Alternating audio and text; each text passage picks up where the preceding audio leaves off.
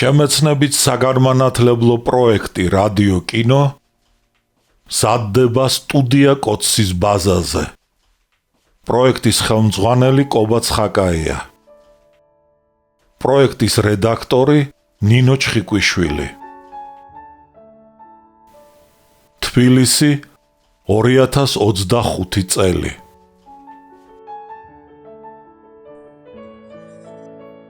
ალექსანდრე ქუთათელი, პირისპირ, რომანი 2 ტომად და 4 წიგნად. პირველი ტომი, წიგნი პირველი. ნაწილი პირველი. ხალატი, მეოთხე. ჟირონდელები უმთავრესად პროვინციული ბურჟუაზიის ინტერესებს გამოხატავდნენ. მათ ამბოხება მოაწყვეს სამხრეთში და უცხოური და შინაური კონტრრევოლუციის ძალებს შეუერთდნენ. მე-18 საუკუნის საფრანგეთის ისტორიიდან. 1917 წლის გაზაფხულის რევოლუციური ილუზიიდან რამდენიმე თვე გავიდა. ცხელი ზაფხული შემოდგომის სუსხიანმა დღეებმა შეცვალეს. ამ დღეებში მომხდარი ამბების ქარიშხალმა მთელი ქვეყანა შესძრა. 25 ოქტომბრის წინა ღამით პეტროგრადის მუშებმა შეიარაღებული აჯანყების დროშა აღმართეს. ზამთრის სასახლე იერიშით იქნა აღებული. დროებითი მთავრობა დაემხო. მისი თავმჯდომარე კერენსკი საზღვარგარეთ გაიქცა. ის პირები, რომელთაც თავისი თავი ბელადებად, გენიოსებად წარმოედგინათ, მათთვის მოულოდნელად თავბრუ დამხვევის სისწრაფით მავალმა ამბებმა დააბნია და ისინი აჯანყებულმა ხალხმა წალეკა. რუსეთში არ არის ისეთი პარტია, ამბობდა იმ ამბების კვირაძალში ირაკლი წერეთელი, რომელიც გაბედავს თავის ხელში ხელისუფლება აიღოს.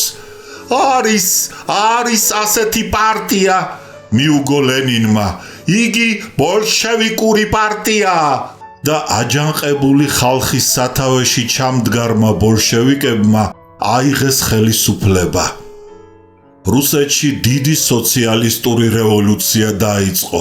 დანგრეული იმპერიის ნაცვლად შეიქმნა მუშებისა და გლეხების მსოფლიოში პირველი საბჭოთა სახელმწიფო. კაცობრიობის ისტორიაში ახალი ერა დამკვიდრდა. ჩვენ სწორი გზით მივდივართ. მიფრინავდნენ ოკეანეზე, უდაბნოებზე და მთებზე ლენინის წინასწარმეტყველური სიტყვები. ამ გზას ადრე თუ გვიან სხვა ხალხებიც დაადგებიან. მაგრამ ძველი სამყარო გააფთრებით იცავდა თავს. კონტრრევოლუცია დაჟინებით აგროვებდა ძალებს საბჭოთა ხელისუფლებასთან საბრძოლველად. რუსეთის ვანდეა მე-18 საუკუნის საფრანგეთის რევოლუციის დროინდელ ვანდეაზე განუზომლად უფრო საშიში აღმოჩნდა. კონტრრევოლუციის ერთ-ერთ კერად იქცა ამიერკავკასიაც, სადაც შეიხიზნა პეტროგრადიდან და რევოლუციურ ქვეყნის სხვა ქალაქებიდან გამოქცეული მრავალი თანამოაზრე კერენსკისა. საბჭოთა რუსეთისაგან მოწყვეტილი ამიერკავკასია მასთან სრული გათიშვის გზით მიჰყავდათ მენშევიკების, დაშნაკების და მუსავატების პარტიებს. მათ ამ მხრივ დამოუკიდებლად გამოაცხადეს და კერენსკის დამხობილ მთავრობასთან დაკავშირებული ამიერკავკასიის განსაკუთრებული კომიტეტის ნაცვლად დამოუკიდებელი სამხარეო ხელისუფლება ამიერკავკასიის კომისარიატი შექმნეს. მენშევიკები რუსეთის მენშევიკებთან ერთად პოლონეთის, ფინეთისა და საქართველოს თვითგამორკვევის წინააღმდეგ ილაშქრებდნენ. ახლა კი თვითონვე სეპარატიზმის გზას დაადგნენ. ამის მქადაგებლად საფრანგეთის რევოლუციის დროინდელი კონვენტის მიბაძვით საზოგადოებრივი უშიშროების კომიტეტი გამოვიდა. ამ პოლიტიკური სულის ჭეშმარიტი მიზანი გამოაშკარავებული იქნა ბოლშევიკური პარტიის სამხარეო კომიტეტის დეკლარაციის მიერ. საზოგადოებრივი უშიშროების კომიტეტის პოლიტიკა ნათელია. განიცადა რა დამარცხება რუსეთში, კონტრრევოლუცია ცდილობს ფეხი მოიკიდოს აქ, პერიფერიაში, განაპირა ტერიტორიაზე. ამით აიხსნება საბჭოთა რუსეთიდან ამიერკავკასიის გამოყოფის მათი გეგმა. სასახლის წინ მანქანა გაჩერდა. იქიდან კავკასიის ფრონტის ჯარების მთავარსარდალი გენერალი პრჟევალსკი, შტაბის უფროსი გენერალი ლებედინსკი და შტაბის ოფიცრები გამოვიდნენ. თბილისიდან მეფის ნაცვლის წასვლის შემდეგ პრჟევალსკი პირველად შედიოდა სასახლეში. სასახლის კარებთან არ იდგნენ ქანდაკებად ქცეული გუშაგები, წითელჩოხიანი კაზაკები. კიბეზე პორტფელიანი ვიღაც უცნობი პირები არბოდნენ და ჩამორბოდნენ. ვიგინტარები. ამზერით გაიფიქრა პრჟევალსკიმ. სასახლის თეთრ დარბაზში ამიერკავკასიის კომისარიატის წევრები ისხდნენ და ელოდნენ მას. გენერალმა ძლივ შესამჩნევი დამცინავი ღიმილით გახედა იქ მყოფთ და მერმე მხედრული მტკიცე ნაბიჯით გაეშურა მეფის ნაცვლის სავარძელში მჯდარ მთავრობის თავმჯდომარის ევგენი გეგეჭკორისაკენ. გეგეჭკორი ადგა, გენერალს მის ოფიცრებს მიეგება და თავაზიანად ჩამოართვა ხელი. გთხოვთ დაბრძანდეთ, თქვა კომისარიატის თავმჯდომარემ შემპარავი ხმით და გენერალს შტაბის უფროს ოფიცრებს თავისი სავარძლის გვერდით შესთავაზა ადგილები. ნაცრისფერ კოსტუმში გამოწყობილმა კაცმა უმალვე მოხიბლა თავისი დინჯი საუბრითა და ზრდილობიანი თავადური ქცევით გენერალი. ამიერკავკასიის კომისარიატის სხდომას გახსნილად ვაცხადებ. მიმართა თავმჯდომარემ დამსწრეთ. დღის წესრიგში ერთი საკითხია. კავკასიაში თურქეთის არმიის სარდლის ვექი ფაშის წინადადება ზავის დადების შესახებ. გთხოვთ ითათბიროთ ამ საკითხზე, რათა ამიერკავკასიის კომისარიატის გადაწყვეტილება საფუძვლად დაედოს მთავრობისა და კავკასიის ფრონტის ჯარების მთავარსარდლის შემდგომ მოქმედებებს. პრჟევალსკი მთავრობის წევრები შეათვალიერა. უიმედოდ ამოისუნთქა. პორტფელი გახსნა. თურქეთის არმიის უფროსის ვექი ფაშის წერილი ამოიღო. სათვალე გაიწმინდა და კითხვა დაიწყო. დარბაზში სამარისებული სიჩუმე დამკვიდრდა. ვექი ფაშა დროებითი ზავის ჩამოგდებას თავაზობდა პრჟევალსკის. წაკითხული საბუთის უდიდეს მნიშვნელობას ყველა გრძნობდა. გრძნობდა იმ პასუხისმგებლობას და უხერხულობას, რომელიც რუსეთის გარეშე თურქეთთან დამოუკიდებელი მოლაპარაკებისაგან გამომდინარეობდა.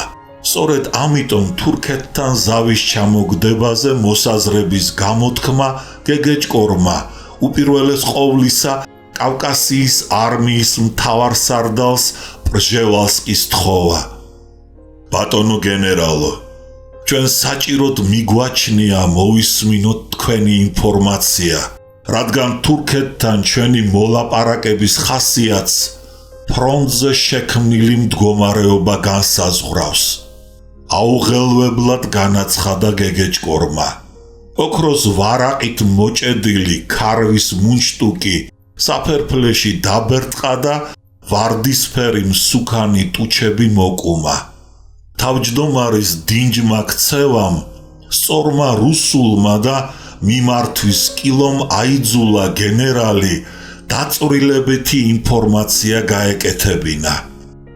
პრჟევალსკიმ სავალალო სურათი დახატა და რადგან მის წინაშე მსხდომნიც რევოლუციის მებაირაღტრეებად და ფრონტის დამშლელებად მიაჩნდა, ამიტომ თავისი ინფორმაცია გესლიანად დაამთავრა. არმიის ზურგს უკან და ფრონტზეც დაუსრულებლივ ცხადდებიან დელეგატები. ისინი თავიანთ თავს მუშათა პარტიის დელეგატებს უწოდებენ და აკეზებენ ჯარისკაცებს განაიარაღონ ოფიცრები.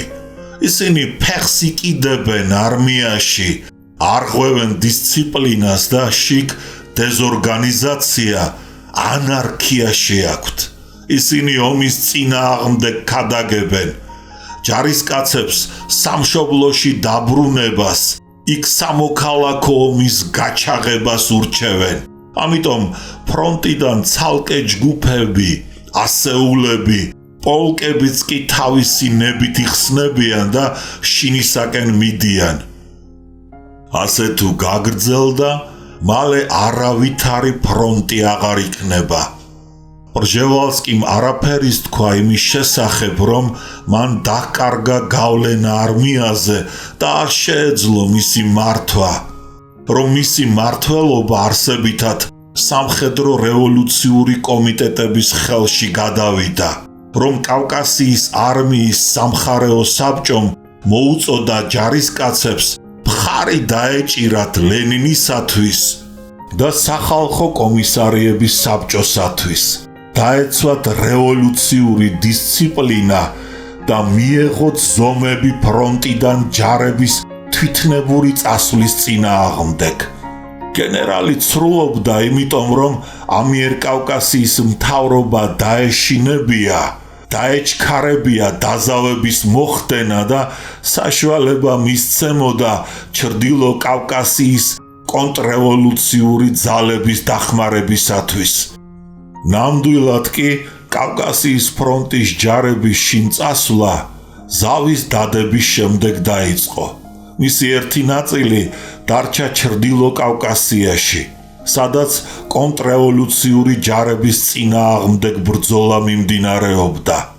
როდესაც გენერალმა მოხსენება დაამთავრა, გეგეჭკორმა ჩხენკელს გადახედა და თვალით ანიშნა დახმარებოდა, მაგრამ ჩხენკელმა დახმარების ნაცვლად თავი ჩაჰკიდა და ყავარჯნის თავს ნიკაპით დაეყრდნო.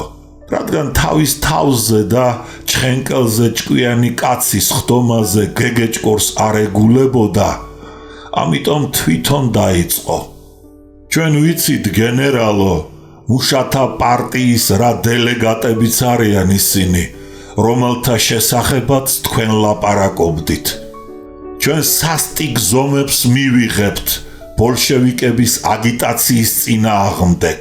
როგორმე უნდა გავაჯანსაღოთ ჯარი, მაგრამ ეს მომავლის საქმეა და დიდ დროსაც მოითხოვს.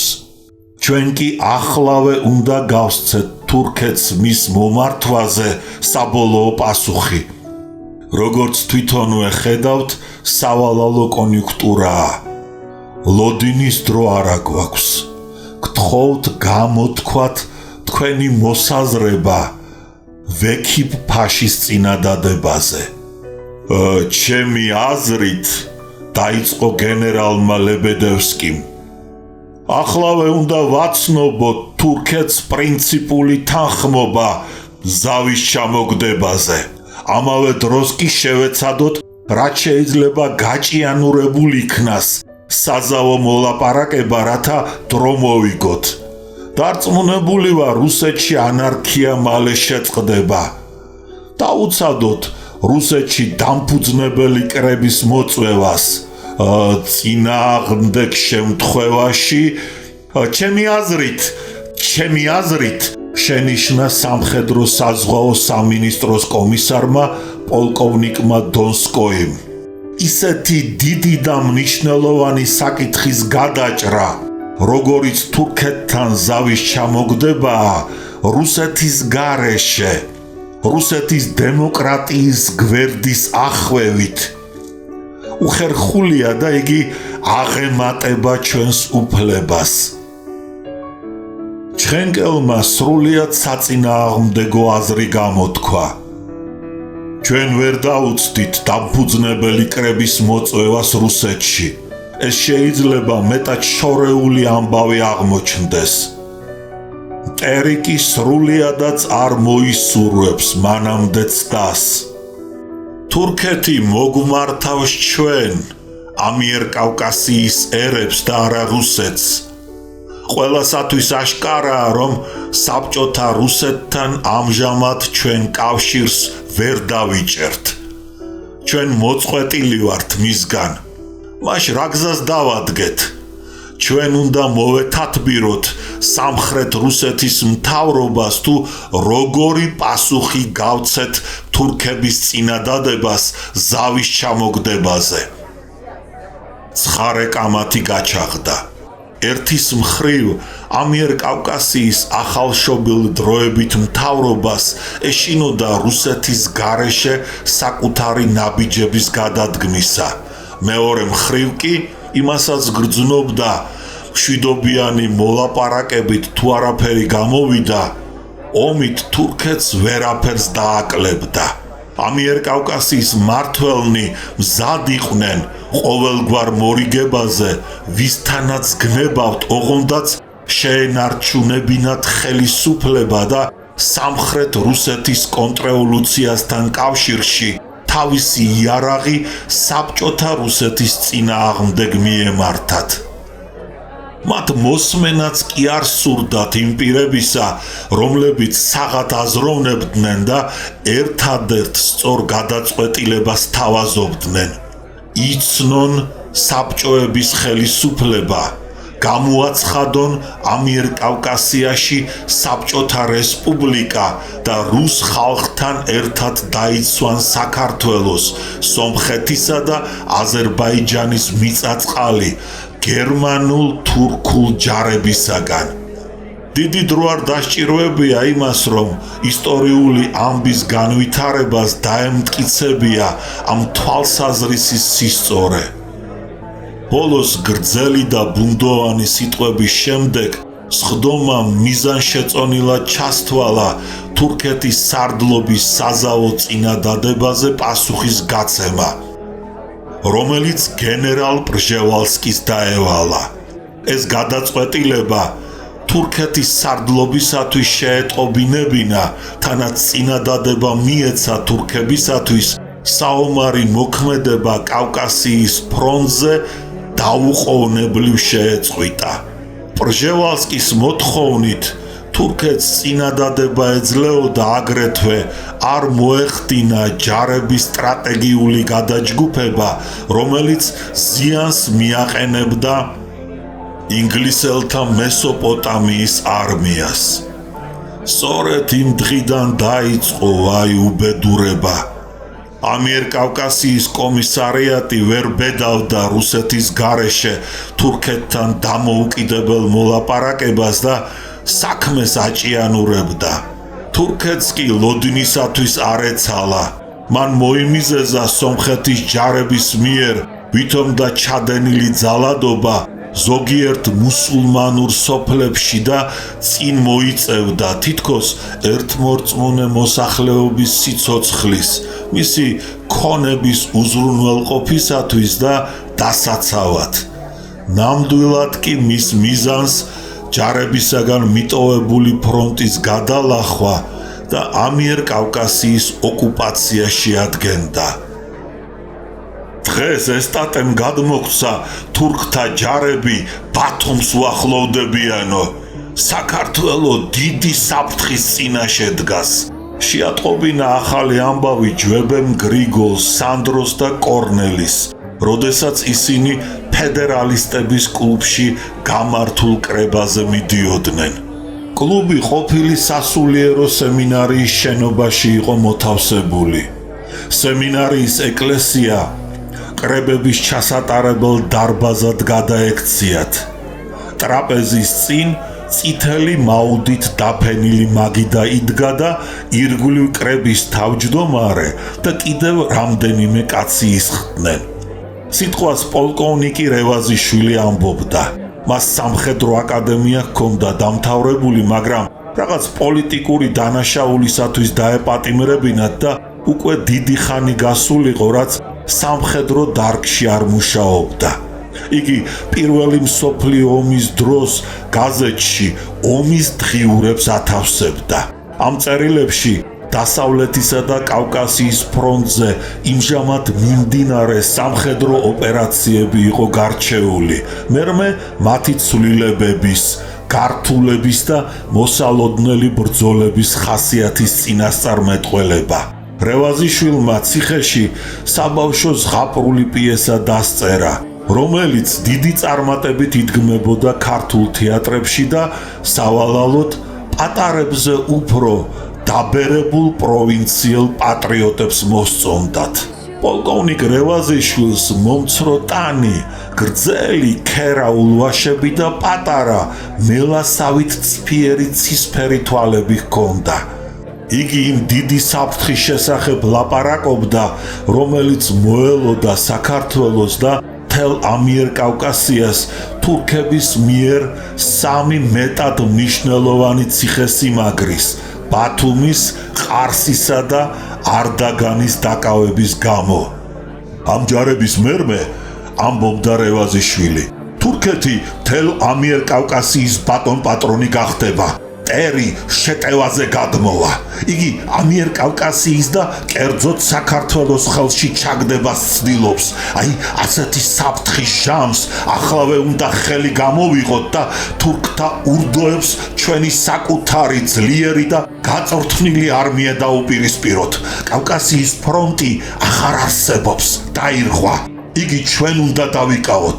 არჩევანის დრო არ აგვაქვს. ამიერიდან ჩვენივე თავის იმედი უნდა ვიქონიოთ. სამშობლო ქუდზე კაც მოითხოვს. ყველა ჯარში, ყველა ფრონტისაკენ უნდა გავეშუროთ. ტაში დასცხეს, ხალხში ჩოჩქოლი დაიწყო. სანდრო კორნელის მიუბრუნდა და უთხრა, ხვალვე ვეწერები ჯარში. შენ კორნელიმ პასუხის გაცემა ვერ მოასწრო, რადგან მაშინვე სიტყვის თქმა დაიწყო შავსათვალიანმა კაცმა, ერემო გოდებანიძემ, რომელიც ყორღანოვის ქუჩაზე წრეში საუბარს ატარებდა. მამულიშვილნო, აღსრულდა დიდებული ჩვენი მგოსნის წინასწარმეტყველება. არ მომკვდარა, მხოლოდ ზძინავს და ისევე გაიღვიძებსო. აღსდგა საქართველო. აღსდგა ვითარცა ჯვარცმული და წამებული ქრისტე ნაზარეველი, თავისუფლება, რომელიც წილად ხვდა მრავალტანჯულ სამშობლოს ჩვენსას, მისივე შვილთა ხელთ არის.